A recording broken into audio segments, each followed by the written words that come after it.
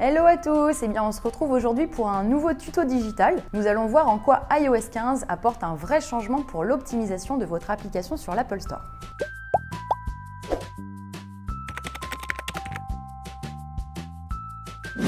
Cela fait plusieurs années maintenant qu'Apple n'avait pas sorti une mise à jour impactant réellement la sphère de l'ASO et par conséquent a emmagasiné un retard considérable par rapport à son concurrent, le Google Play Store. Cependant, lors de leur convention annuelle, Apple a dévoilé il y a quelques mois de gros changements concernant l'optimisation d'applications, mais aussi la publicité sur son Apple Store. Nous verrons donc dans cette vidéo trois grandes parties, trois grandes nouveautés qui ont fait leurs apparitions. La Product Page Optimization, l'In-App Event et le Custom Page Product.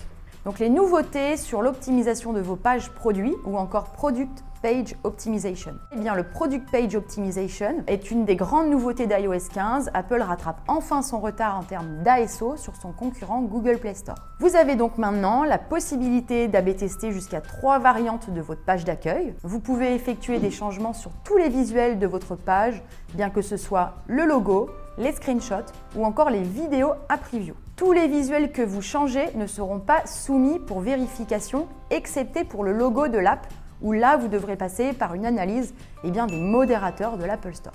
Une fois votre test en ligne, vous pourrez comparer les performances de chaque variante en examinant le volume d'impression, le volume d'installation et voir le taux de conversion de chaque page testée. Vous aurez également la possibilité d'exécuter des tests dans des localisations spécifiques uniquement. En bref, voici les bons points à retenir concernant l'apparition du Product Page Optimization d'Apple.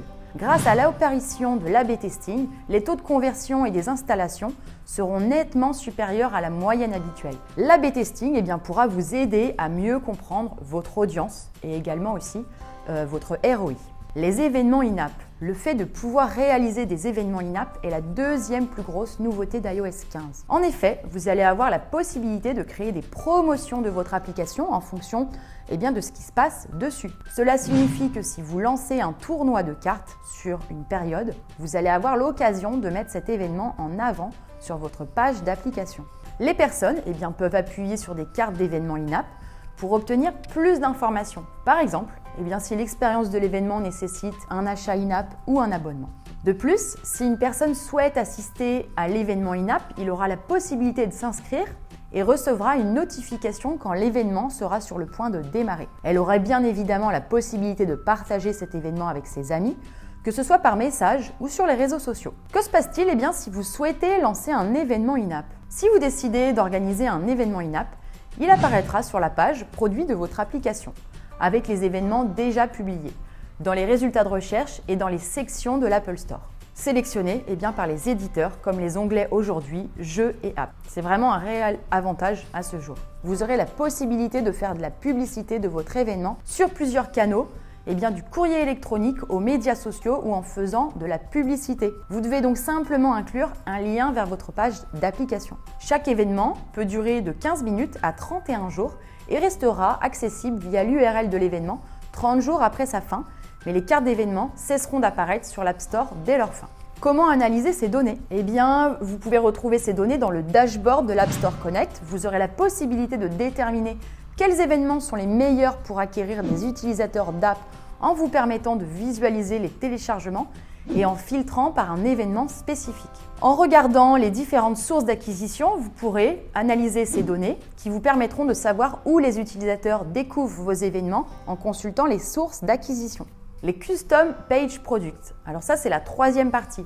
Bien que la fonctionnalité d'Apple soit très similaire aux listes de boutiques personnalisées de Google, de nombreuses différences importantes sont déjà visibles. Le nombre maximum de 35 pages de produits personnalisés d'Apple fait paraître maigre le maximum de 5 listes de boutiques personnalisées de Google en comparaison. Bien qu'il s'agisse en fait d'une différence plutôt insignifiante, il ne fait aucun doute que les développeurs se réjouiront qu'Apple offre un plus grand nombre de possibilités de personnalisation.